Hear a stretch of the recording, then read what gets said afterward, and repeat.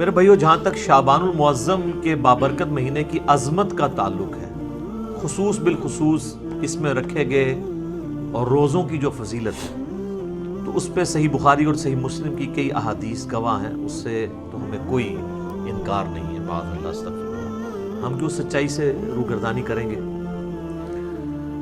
لیکن اس کے برعکس جہاں تک 14 اور 15 شعبان المعظم کی درمیانی رات، جسے شب برات بھی کہتے ہیں، یہ برات عربی کا لفظ ہے، چھٹکارے کی رات، ان کا کلیم ہے کہ یہ جہنم سے چھٹکارے کی رات ہے۔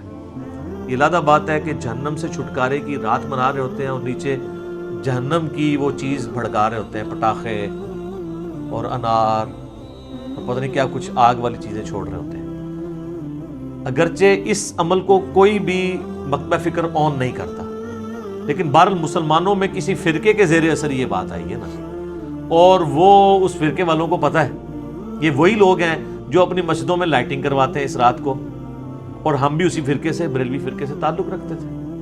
ہم لوگ بھی بچپن میں یہ سارے پٹاخے چھوڑتے رہے، تو ہم نے ہندوؤں سے تو نہیں سیکھے تھے، ہم نے تو کبھی بھی ہندوؤں کے ساتھ وقت نہیں گزارا۔ اب آگے یہ تو دعوت اسلامی نے جب لوگوں کو ایجوکیٹ کیا کہ یار یہ غلط کر رہے ہو، یہ حرام ہے یہ کرنا، تو تب لوگ ایجوکیٹ ہوئے ہیں۔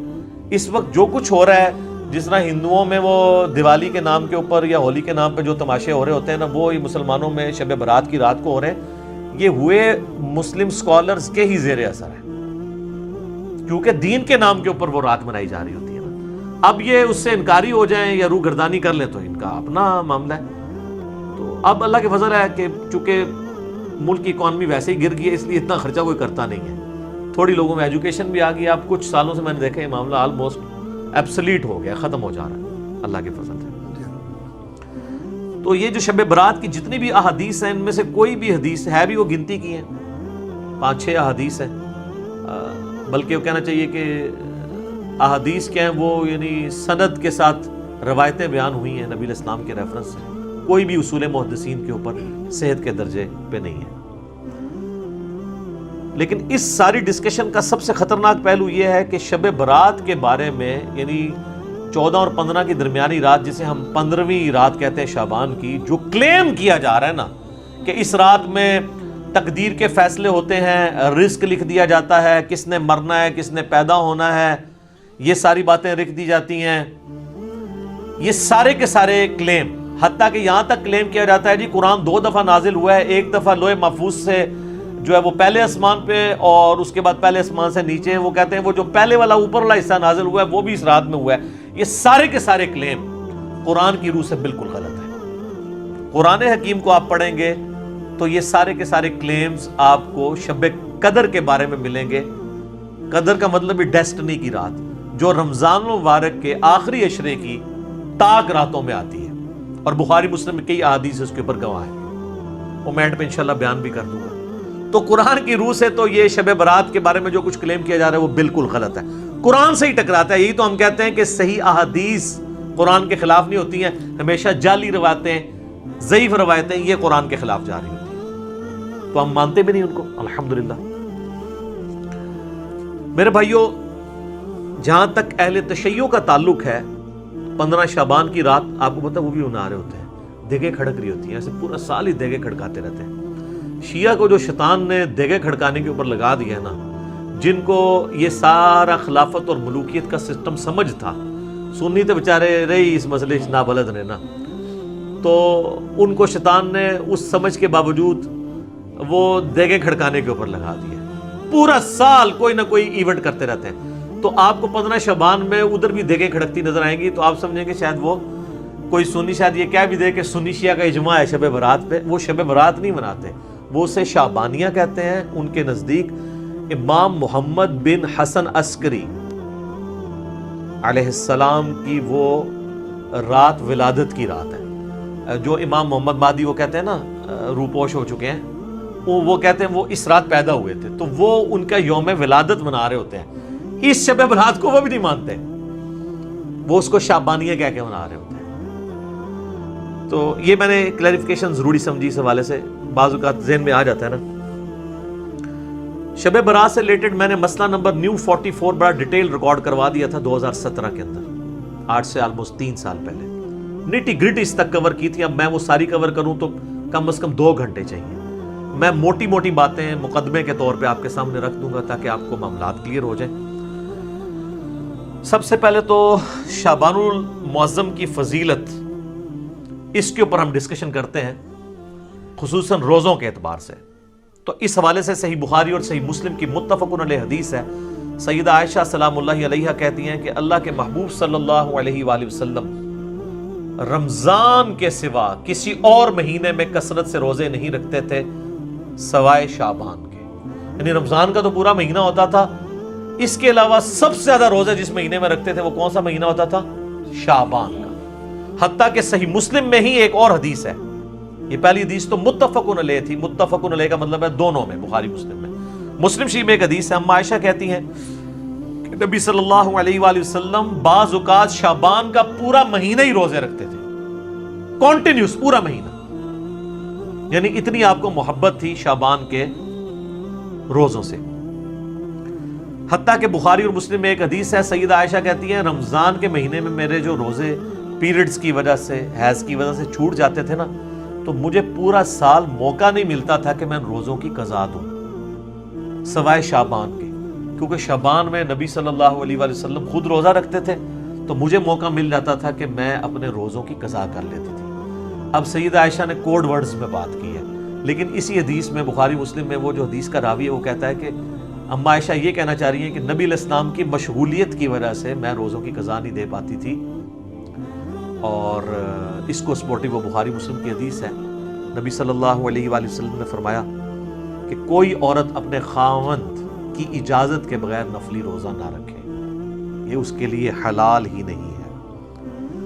مراد یہ کہ دن کے وقت بھی میاں بیوی ازدواجی تعلق قائم کر سکتے ہیں۔ تو جو اما عائشہ کہتی ہے نا کہ میں نہیں تھی رکھ سکتی، یعنی نبی علیہ السلام کی اجازت نہیں ہوتی تھی، تو یہ جو لوگوں میں مشہور ہے کہ جی دن کے وقت کوئی ازدواجی تعلق میاں بیوی قائم نہیں کر سکتے، تو اس کی بھی نفی بخاری مسلم کی احادیث کی روشنی میں ہو گئی، الحمدللہ۔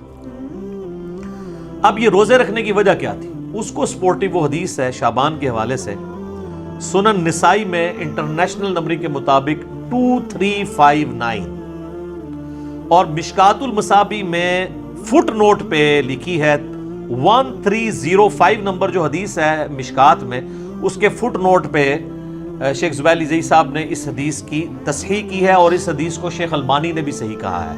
کون سی حدیث؟ جو سنن نسائی میں 2359 نمبر ہے، کہ اسامہ ابن زید کہتے ہیں کہ ہم نے نبی علیہ السلام سے پوچھا، اے اللہ کے محبوب صلی اللہ علیہ وآلہ وسلم، ہم نے آپ کو شعبان کے مہینے میں اتنے کثرت سے روزے رکھتے ہوئے دیکھا ہے کہ رمضان کے سوا کسی اور مہینے میں اتنے روزے نہیں رکھتے، تو اس کی وجہ کیا ہے؟ تو آپ صلی اللہ علیہ وآلہ وسلم نے فرمایا کہ یہ جو مہینہ ہے جو رجب اور رمضان کے درمیان آتا ہے، یہ آپ نے بات کیوں کی؟ رجب حرمت والا مہینہ اور رمضان ویسے ہی فضیلت والا مہینہ، تو حضور بتانا چاہ رہے ہیں کہ یہ دو فضیلت والے مہینوں کے سینٹر میں جو مہینہ آتا ہے نا، یہ بھی بہت فضیلت والا ہے۔ یہ جو مہینہ رجب اور رمضان کے درمیان آتا ہے، لوگوں کی اکثریت اس کی عظمت سے غافل ہے، جبکہ یہ ایسا مہینہ ہے کہ جس میں نامہ اعمال اللہ کے حضور پیش ہوتے ہیں، اور میری خواہش ہے کہ جب میرا نامہ اعمال پیش ہو رہا ہو تو میں روزے کی حالت میں ہوں۔ اچھا، اس سے یہ بات پتہ چل گئی کہ یہ بڑا اچھا موقع تھا کہ اللہ کے نبی کہہ سکتے تھے کہ 15 شعبان کی جو رات ہے نا، شب برات، اس رات میں نامہ اعمال پیش ہوتے ہیں، تو پھر ایک ہی روزہ رکھنا پڑتا۔ آپ پورا مہینہ رکھ رہے ہیں، کسی بھی وقت پیشی ہو سکتی ہے، یہ بھی اس بات کو سپورٹیو ہے، یہ والی حدیث۔ اچھا، یہ جو نامہ اعمال پیش ہوتے ہیں نا، تو صحیح مسلم میں اور جامعہ ترمذی میں حدیث ہے، نبی علیہ السلام نے فرمایا کہ ہر پیر اور ہر جمعرات کو بھی نامہ اعمال اللہ کے حضور پیش ہوتے ہیں۔ سال میں پیش ہوتے ہیں شعبان کے مہینے میں، ہفتے میں 2 دن، پیر اور جمعرات۔ حتیٰ کہ مسلم شریف میں حدیث ہے نبی علیہ السلام تو پیر اور جمعرات کا روزہ بھی رکھتے تھے اسی وجہ سے۔ اور ایک اور وجہ تھی جو مسلم شریف میں ہی آتا ہے، جب پوچھا کہ آپ پیر کا روزہ کیوں رکھتے ہیں تو آپ نے فرمایا فیہ ولدت و فیہ انزل علیہ، اس دن میں پیدا ہوا اور اس دن مجھ پہ پہلی وحی نازل ہوئی، یعنی جشن ولادت مصطفیٰ صلی اللہ علیہ وآلہ وسلم اور جشن نزول قرآن، یہ دونوں نبی علیہ السلام مناتے تھے۔ صحیح مسلم میں یہ حدیث موجود ہے، پیر کا روزہ رکھ کے۔ تو یہ ہفتے میں 2 دن نامہ اعمال، کون کون سے دن؟ پیر اور جمعرات۔ اچھا، روزانہ بھی نامہ اعمال پیش ہوتے ہیں سر؟ بخاری مسلم دونوں میں حدیث ہے، وہ بڑی مشہور حدیث کہ فجر کے وقت فرشتے آتے ہیں، وہ عصر کے وقت واپس چلے جاتے ہیں، اور عصر والے فجر کے وقت، اللہ پوچھتا ہے میرے بندوں کو کس حال میں پایا؟ تو کہتے ہیں جب گئے تھے فجر پڑھ رہے تھے تو آئے تھے تو عصر پڑھ رہے تھے. دوسرے کہتے ہیں جب گئے تھے تو عصر پڑھ رہے تھے تو آئے تھے تو فجر پڑھ رہے تھے. تو روزانہ بھی 2 دفعہ نامہ اعمال پیش ہوتے ہیں. لہٰذا ان چیزوں کو مکس نہیں کرنا چاہیے. میں ساتھ ساتھ کلیریفائی کر رہا ہوں. آپ دیکھیں آپ کتنے اہم ہیں. پوری کی پوری جو مخلوقات ہیں وہ انسان کی خدمت میں لگی ہوئی ہیں. فرشتے بھی یہی کام کر رہے ہیں کہ اللہ کو رپورٹ کر رہے ہیں کہ تیرا فلاں بندہ یہ کر رہا ہے یہ کر رہا ہے. یعنی یہ ساری کی ساری انسانیت اللہ تعالیٰ کی یعنی کریشن کا کلائمیکس ہے. لقد خلقنا الانسان فی احسن تقویم. اللہ تعالیٰ نے اس کو بہترین تقویم کے اوپر پیدا کیا ہے الحمدللہ. اچھا میرے بھائیو، شعبان المعظم سمیت باقی سارے مہینوں میں 11 روزے تو اللہ کے نبی علیہ السلام ان احادیث کے تحت رکھ لیتے تھے. 8 روزے تو بن گئے نا. اگر آپ ایک مہینے میں 4 لگائیں ہفتے 4 ہی ہوں گے نا, 28 دن ہوں گے تو 4 میں آپ 4 پیر اور 4 جمعرات کتنے ہو گئے 8, اور 3 روزے ایام 20 کے جب چاند گول ہو جاتا ہے 13, 14 اور 15 چاند کے ایام 20 کا روزہ اسے کہتے ہیں جب خوب روشن ہو. یعنی اس کو روشنی کے لیے لفظ 20 کا لفظ استعمال ہوتا ہے. عربی میں کہیں گے تو بعد ہے بیض بنے گا, اور اردو میں ایام 20. تو وہ 13, 14, 15 کے اس کو سپورٹیو حدیث ہے بخاری مسلم دونوں میں. سیدنا ابو ہریرہ کہتے ہیں مجھے نبی صلی اللہ علیہ وآلہ وسلم نے وصیت کی تھی 3 کاموں کی. نمبر 1 مہینے میں 3 روزے. نمبر 2 روزانہ اشراق کی نماز. اسی کو چاشت بھی کہتے ہیں, اسی کو دوحہ بھی کہتے ہیں, اسی کو اوابین بھی کہتے ہیں. یہ جو مغرب والی اوابین ہے نا یہ بابوں کی ہے. تو پھر ہم کیوں نہ عرض کریں کہ مرنے سے پہلے اے مسلمان کر لے اس پہ غور. کتابوں کا خدا اور ہے, بابوں کا خدا اور. مسلم شریف میں اوابین کی نماز چاشت اور اشراق کی نماز کو کہا گیا, توبہ کرنے والوں کی نماز. تو 3 کاموں کی نصیحت کی. نمبر 1 3 روزے مہینے میں. نمبر 2 اشراق کی نماز یا چاشت کی نماز یا دوحہ کی نماز یا اوابین کی نماز روزانہ 2 نفل. اور تیسرا سونے سے پہلے وتر. ویسے افضل تو آخری پہر میں ہے, لیکن جو آخری پہر میں نہ اٹھ سکتا اس کے لیے افضل ہے رات کو سونے سے پہلے وتر پڑھ لیں. صحیح مسلم میں حدیث ہے, اما عائشہ کہتی ہے کہ نبی علیہ السلام کم از کم مہینے میں 3 روزے ضرور رکھا کرتے تھے, اور بعض اوقات اس چیز کی بھی پرواہ نہیں کرتے تھے کہ وہ دن کون سے ہیں. یعنی عمومی عمل تو 13, 14, 15 کا تھا, اس کے علاوہ بھی آپ 3 کی گنتی آپ نے پوری کرنی ہوتی تھی اگر کبھی رہ بھی جائیں, لیکن عمومی عمل وہی تھا. اس کو سپورٹیو حدیث سنن نسائی میں ابن عباس رضی اللہ تعالیٰ عنہ کہتے ہیں کہ نبی علیہ السلام سفر میں بھی اور حضر میں بھی ایام 20, 13, 14, 15 کے روزہ نہیں چھوڑتے تھے. یعنی آپ علیہ السلام کو ان روزوں سے اتنی محبت تھی. اور بخاری اور مسلم دونوں میں حدیث ہے کہ مہینے میں 3 روزے رکھنے والا, یہ ایام 20 کے, خواہ وہ 13, 14, 15 کو رکھ لیے جائیں یا کبھی کسی بھی وقت رکھ لیے جائیں, یہ بھی آسانی دے دی ہے. پورے مہینے میں کبھی 3 کی گنتی, چاہے کٹھی پوری کریں الگ کر کے پوری کریں. بخاری مسلم کے الفاظ ہیں جو یہ 3 روزے رکھ لے گا وہ گویا ایسا ہے کہ اس نے ہمیشہ کے روزے رکھے ہیں. سبحان اللہ, لیکن مشکل ہے یہ کام بھی. 36 روزے یہ بھی بن جاتے ہیں سال کے, تو آڑے سے سان کام کرتے ہیں. صحیح مسلم میں, جامعہ ترمذی میں, سنن ابی داؤد میں, سنن نسائی میں, سنن ابن ماجہ میں, 5 کتابوں میں. یہ جو 6 پڑھی ہیں نا مشکات میں بھی آ گیا, وہ تو اسی کے نوٹس ہیں نا. یہ جو آپ کے سامنے 7 کتابیں پڑھی ہیں اس میں سے صرف بخاری کو نکال دیں, باقی ساری کتابوں میں حدیث ہے انکلوڈنگ صحیح مسلم کہ نبی علیہ السلام نے فرمایا جس نے رمضان مبارک کے روزے رکھے اس کے بعد شوال کے 6 روزے رکھ لیے وہ گویا ایسا ہے کہ اس نے زمانے بھر کے, پورے سال کے, پوری زندگی کے روزے رکھ لیے. الحمدللہ, کتنی بڑی آسانی ہے. اور اس میں یہ بھی شرط نہیں ہے کہ آپ نے 7 ہی شروع کرنے ہیں, اور یہ بھی شرط نہیں کہ ایک ساتھ رکھ لیں باقی بعد میں رکھ لیں. پورے مہینے میں جس وقت مرضی رکھ لیں. ساتھ رکھنے کا یہ فائدہ ہوتا ہے ایک روٹین بنی ہوتی ہے تو رکھے جاتے ہیں. الحمدللہ میں جب سے یعنی بالغ ہوا ہوں روزے رکھ رہا ہوں, ہم ساتھ ہی کوشش کرتے ہیں کہ یہ روزے مکمل کر لیے جائیں تاکہ یہ پورے مہینہ 3 روزے نہیں رکھ سکتے تو یہ 6 روزے رکھ کے تو ہمیشہ کے روزوں کا ثواب کمائیں جی. اچھا یہ بعض لوگ پریشان ہوتے ہیں کہ یار مشقت کم ہو رہی ہے, ثواب زیادہ, یہ کیسے پاسبل ہے؟ سر اللہ تعالیٰ نے نبی علیہ السلام کو ہر طرح کے لوگوں کے لیے پیغمبر بنا کے بھیجا ہے, آسانیاں بھی رکھی ہیں. ایک آپ کو اور بڑی آسانی بتاؤں جو میں اس کو آج فیل کر سک رہا ہوں, میری سالوں روٹین تھی, یہ میں کوئی تکبر کے طور پہ نہیں بتا رہا, صرف سمجھانے کے لیے. فجر سے اشراق تک مسجد میں بیٹھنے کی ایک بڑا پرسکون وقت ہوتا ہے, بندہ اذکار کر لیتا ہے. لیکن جب سے یہ آپ کو پتہ ہے دعوت کے والے سے ازمائش شروع ہوئی ہے تو اب تو یہ امپاسبل ہو گیا. تو ہمارے لیے پھر وہ آسان وظیفہ ہے. صحیح مسلم میں حدیث ہے, سیدہ جویریہ نبی علیہ السلام کی بیوی, نبی علیہ السلام ایک دفعہ, آپ کی بھی عادت تھی, صحیح مسلم شریف میں ہی آتا ہے, آپ علیہ السلام مسجد میں بیٹھے رہتے تھے حتیٰ کہ سورج انتہائی بلند ہو جاتا, اور صحابہ کے الفاظ ہیں کہ آپ مجلس کیا کرتے تھے. میں نے اسی سے اپنی نام مجلس رکھا تھا. مجلس نمبر 1 میں میں نے حدیث بھی بتائی تھی مسلم شریف کی. اور اس دوران ہم زمانہ جاہلیت کے واقعات کو یاد کر کر کے نا ہنسا کرتے تھے. نبی اسلام بھی ہمارے ساتھ مسکرا دیتے تھے کہ اسی فلانے دربار تے دیگاں چڑھا دے سان. آج کے دور میں, اس وقت بتوں میں چڑھائی جاتی تھی نا, تو حضور بھی یعنی وہ کہتے تھے شکر اللہ نے ہمیں ہدایت دی. تو صحیح مسلم ایک حدیث ہے کہ نبی علیہ السلام ایک دفعہ نماز پڑھ کے, آپ کو کہیں کام تھا, آپ گھر آئے پھر کہیں گئے, تو جاتے وقت آپ نے دیکھا کہ سیدہ جویریہ آپ کی بیوی جو ہے وہ مصلی پہ بیٹھی ہیں. آپ کافی دیر بعد واپس آئے, سورج کافی بلند ہو چکا تھا. تو آپ نے کہا تم صبح سے ابھی تک بیٹھی ہو؟ کہ یا رسول اللہ, فرمایا دیکھو تم صبح سے بیٹھی ہو اور میں نے تمہارے آنے کے بعد 4 کلمات 3 دفعہ پڑھے اور مجھے تم سے زیادہ ثواب مل گیا. کہ یا رسول اللہ کون سے؟ فرمایا سبحان اللہ وبحمدہ عدد خلقہ ورضا نفسہ وزنۃ عرشہ ومداد کلماتہ. سبحان اللہ وبحمدہ کے ساتھ یہ 4 کلمات, یہ 3 دفعہ پڑھنے ہیں. صبح شام کے اذکار میں بھی ہم نے ڈالی ہوئی حدیث صحیح مسلم کی, تو مجھے اس سے زیادہ ثواب مل گیا. اچھا مجھے بتائیں, نبی علیہ السلام کوئی نعوذ باللہ سست تھے دعوت کے والے سے, دین کی پریکٹس کرنے کے والے سے؟ تو اگر حضور علیہ السلام کو یہ ثواب مل رہا ہے تو مجھے آپ کو کیوں نہیں ملے گا؟ Point to be noted. وہ تو ڈیڈیکیٹڈ تھے نا دین کے لیے, وقف تھے نا, اللہ کے پیغمبر تھے.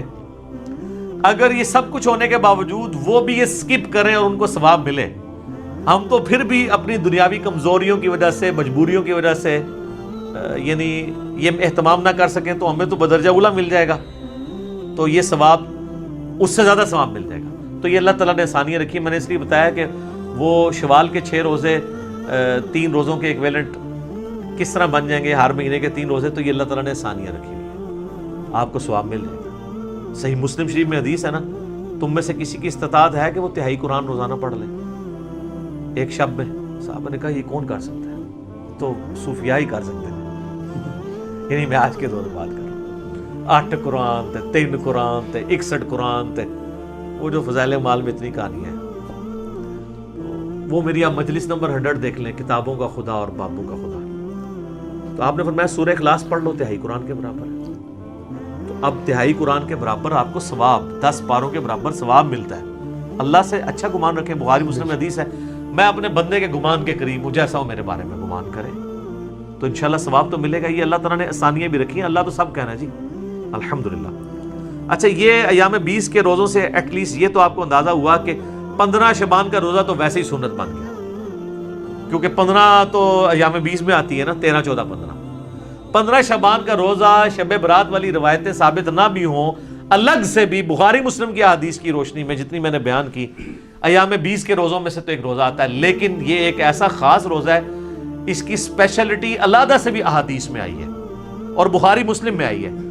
ایک حدیث ہے بخاری اور مسلم میں, ایک صحابی سے نبی علیہ السلام نے سوال کیا, اصمت من سرر شعبان, کیا تو نے شعبان کے سرر کا روزہ رکھا ہے؟ انہوں نے کہا نہیں یا رسول اللہ. تو آپ نے فرمایا اب جب رمضان گزر جائے تو شوال کے مہینے میں 2 روزے رکھ لینا. اچھا یہ سرر کا جو لفظ استعمال ہوا ہے نا, اس کا معنی عربی میں کنارہ بھی بنتا ہے, اردو میں بھی آپ سرا, سرر, اور سینٹر بھی بنتا ہے. اس حدیث میں کلیئر نہیں کہ نبی علیہ السلام کس روزے کی بات کر رہے تھے, پہلے اشرے کا آخری روزہ یا آخری اشرے کا آخری روزہ یا درمیانے کا آخری روزہ یا درمیان والا روزہ, کون سا؟ اس کو سپورٹیو ایک حدیث ہے صحیح مسلم میں 2745 انٹرنیشنل نمبر کے مطابق. اس میں الفاظ ہیں کہ سرتی ھذا الشہر, اس مہینے شعبان کے جو سرہ کا, سرہ کسے کہتے ہیں عربی میں؟ ناف کو, نیول وہ نا, فوق السرہ اور تحت السرہ, ناف کے نیچے ناف کے اوپر. الا سرہ نہیں ہے, فوق ہے, فوق اینو کہتے ہیں, الا ہوندا ہے ایگزیکٹ, اپون اینڈ بلو, نٹ آن. تو یہ بھی آلموسٹ سینٹر گریوٹی بن رہا ہوتا ہے جسم کا سینٹر. تو ناف کا, شعبان کے ناف کا روزہ رکھا ہے. تو اچھا یہ لفظ جو ہے نا وہ کھوکھلی چیز کے لیے بھی استعمال ہوتا ہے, اس لیے سینٹر کے لیے بھی استعمال ہوتا ہے.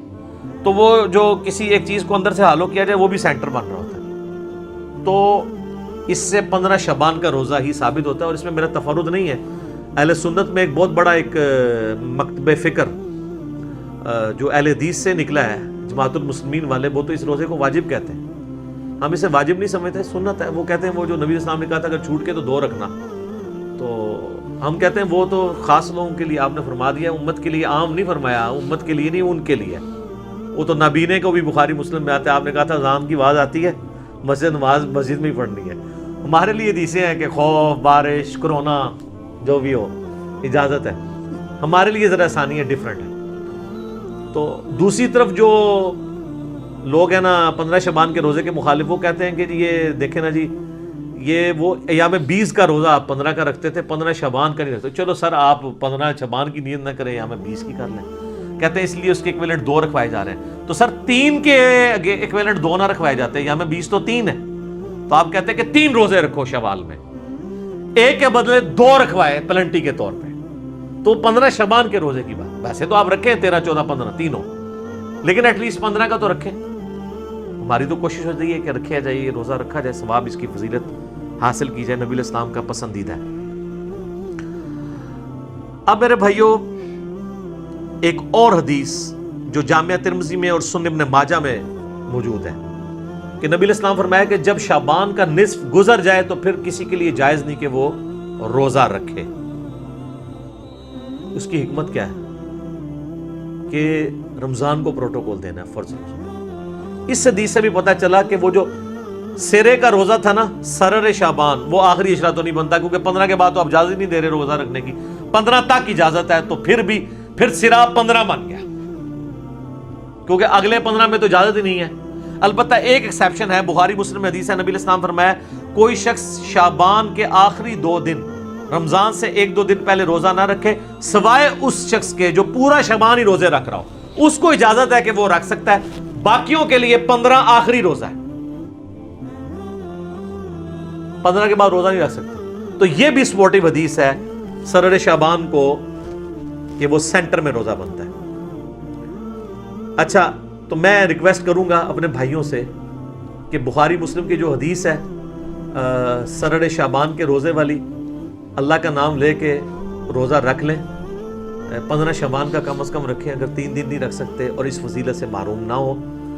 ختم سحری کا وقت آپ اپنے چارٹ کے اوپر چیک کر لیں. اچھا, ختم سحری بڑا آسان بھی ہے, کوئی آپ کو ایپ بھی کرنے کی ضرورت نہیں ہے. آپ لائیو گوگل میں اگر لکھیں نا تو سن رائز ٹوڈے, فجر ٹوڈے, اور اپنے سٹی کا نام, وہ سارے نمازوں کے ٹائمنگ دے دیتا ہے.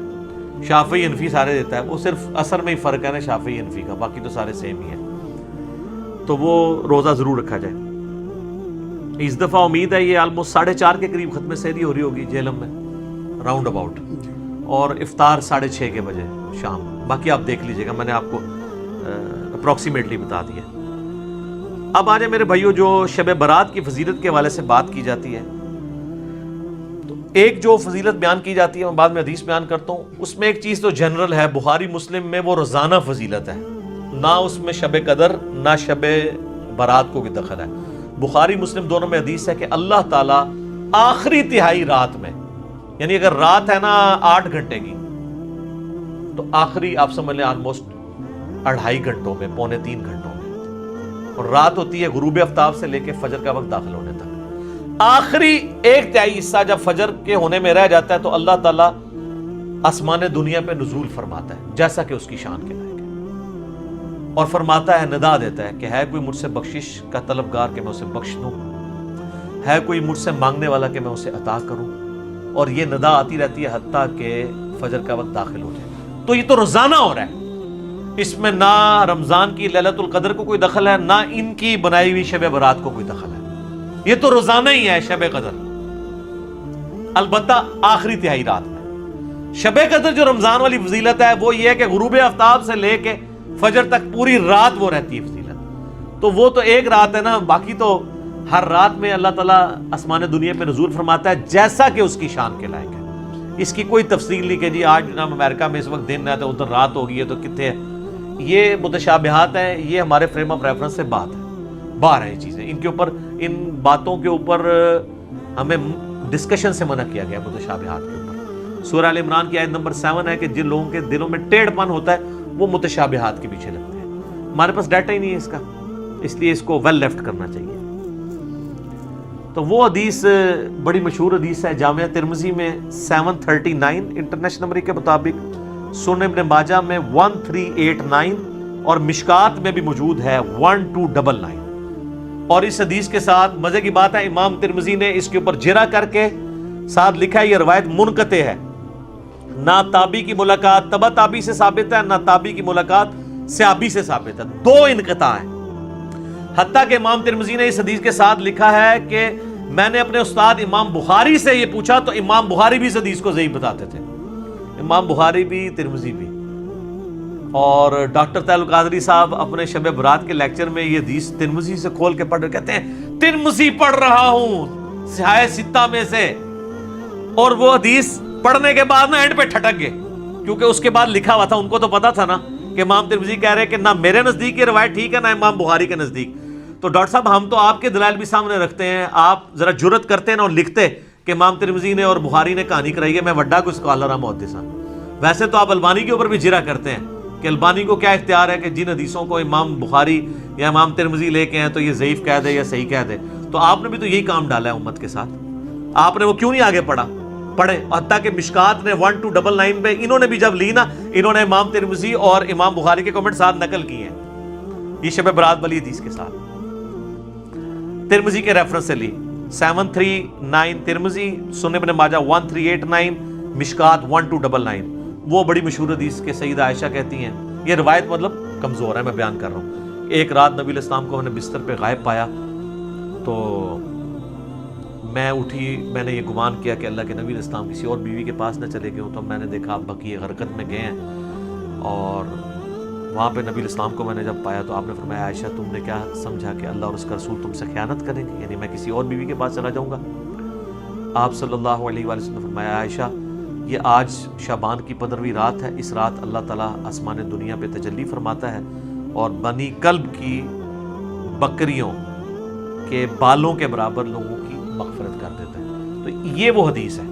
ویسے قبرستان جانا ٹھیک ہے, مسلم شریف میں اوپر تلے 10 احادیث ہیں اسی کو سپورٹیو, بالکل اسی طرح کی ایک حدیث ہے جس میں اما عائشہ نبی علیہ السلام کے پیچھے گئی ہیں, تو اس میں وہ کہتی ہیں کہ نبی علیہ السلام نے بقیع غرقد کے مردوں پہ 3 دفعہ یوں ہاتھ اٹھا کے دعا کی. قبرستان میں ہاتھ اٹھا کے دعا کرنا بھی سنت, رات کے وقت جانا بھی سنت. اور اس میں آگے الفاظ ہے کہ جبرائیل علیہ السلام میرے پاس اللہ کا پیغام لے کے آئے تھے کہ بقیع غرقد والوں کے لیے دعا کرو مغفرت کی. نبی علیہ السلام نے قبرستان جانا ٹھیک ہے, وہ عام دنوں میں آپ جائیں, اس دنوں میں لوگ وہ پھولوں والوں کی بھی چاندی ہوئی ہوتی ہے, کس طرح ٹریفک بلاک ہوئی ہوتی ہے اور لوگ جا رہے ہوتے ہیں, اس ایک خاص رات میں جانا کوئی ثابت نہیں ہے, ویسے آپ ضرور جائیں.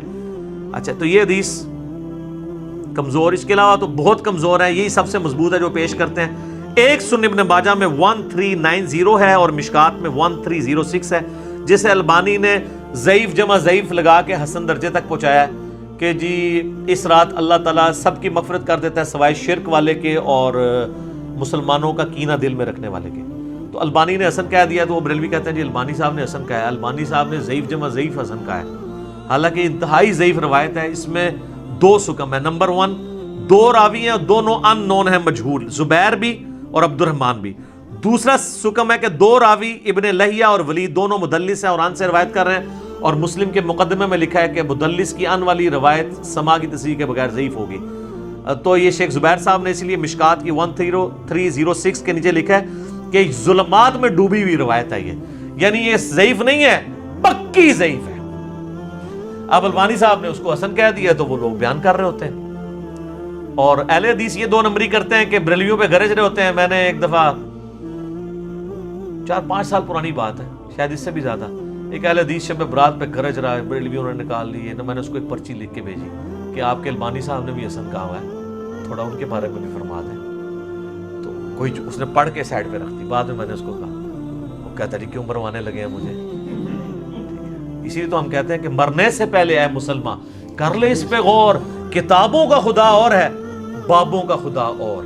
کتابوں کا دین اور ہے، بابوں کا دین اور کتابوں کا جہاں اور ہے، بابوں کا جہاں اور. اس کا ایک وکھرا ہی جہاں ہوتا ہے بابے کا، وہ ایک وکھرا ہی جہاں ہوتا ہے. وہ اس جہاں کا مزہ ہی نہیں ہوتا. صحیح کہتے ہیں. ٹھیک ہے جی. وہ ایک امیجنیشن والا جہاں ہوتا ہے. ٹھیک ہے، ایلین ہوتا ہے. ٹھیک ہے، وہ کچھ بھی نہیں ہے، ہائپوتھیٹیکل ہوتا ہے. تو وہ انہوں نے کہا کہ نہیں وہ تو بابے سب کو پیارے ہوتے ہیں جناب. یہ بابے ایسا بڑا فتنہ ہے. تو یہ روایت جو ہے بالکل کمزور ہے جو یہ پیش کرتے ہیں، اور اس کو سپورٹنگ وہ حدیث ہے جو صحیح مسلم میں ہے 2684 اور مشکات میں 2052. نبی علیہ السلام نے فرمایا تم میں سے کوئی شخص بھی شب جمعہ کو عبادت کے لیے اور جمعے کے دن کو روزے کے لیے مخصوص نہ کرے. جس طرح یہودیوں نے ہفتے کے دن کو مخصوص کر لیا، عیسائیوں نے اتوار کو، نبی علیہ السلام نے آپ کو جمعہ مخصوص کرنے سے منع فرما دیا سوائے جتنا بتایا ہے. شب جمعہ کو بھی مخصوص نہ کرو، نہ جمعے کے دن کو روزے کے لیے، الا یہ آگے الفاظ ہیں کہ کوئی شخص پہلے سے رکھ رہا ہو روزہ. یعنی جمعرات کے ساتھ جمعے کا روزہ رکھ سکتے ہیں یا جمعے کے ساتھ ہفتے کا، چھڑا جمعے دا نہیں. تو جو لوگ کہتے ہیں یار بیچارے شب برات میں عبادت بھی کر رہے ہیں، خیر ہے انہوں نے اگر ایک عبادت کے لیے مخصوص کیا ہے، کوئی ناچ گانا تو نہیں کر رہے، تو نبی علیہ السلام نے تو جمعے کے دن کو عبادت کے لیے مخصوص کرنے سے منع کر دیا ہے، روزے کے اعتبار سے اور شب جمعہ کو جس کی فضیلت تھی. تمام جمعے کا دن صحیح مسلم میں آتا ہے کہ یہ تمام دنوں کا سردار ہے. اس دن آدم علیہ السلام پیدا ہوئے اور اس دن قیامت بھی قائم ہوگی. اور ابو داؤد ترمذی میں حدیث ہے کہ جمعے کے دن مجھ پہ کثرت سے درود پڑھو، تمہارا درود مجھ پہ پیش کیا جائے گا. یہ یوم مشہود ہے. صحابہ نے کہا جب آپ علیہ السلام فوت ہو جائیں گے اور آپ کی ہڈیاں مٹی میں مل جائیں گی. اللہ اکبر کبیرہ. 295 سیل آدھے نہیں تھوڑے مولویوں نے. حضور نے کوئی گستاخی نہیں فرمایا. اللہ تعالیٰ نے حرام کیا ہے مٹی کے لیے کہ وہ نبیوں کے جسموں کو کھائے. ان اللہ حرم علی الارض ان تاکل اجساد الانبیاء. تو نبی جو ہیں ان کے جسم سلامت ہے. اس سے مسئلہ بھی تو کلیئر ہو گیا نا. تو جمعے کا دن اتنا بابرکت دن ہے درود شریف کے حوالے سے، ہر اعتبار سے. اسے بھی کہا گیا مخصوص اس حوالے سے نہیں کرنا، نہ شب جمعہ کو.